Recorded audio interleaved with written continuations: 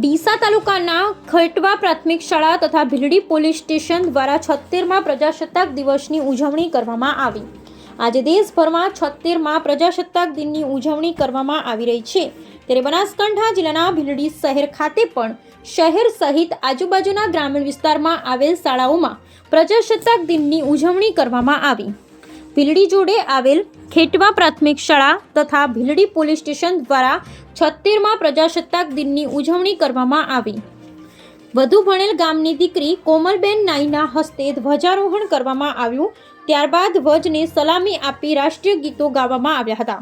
કાર્યક્રમમાં શાળાના વિદ્યાર્થીઓ દ્વારા રંગારંગ કાર્યક્રમ યોજી કાર્યક્રમની શોભા વધારવામાં આવી હતી।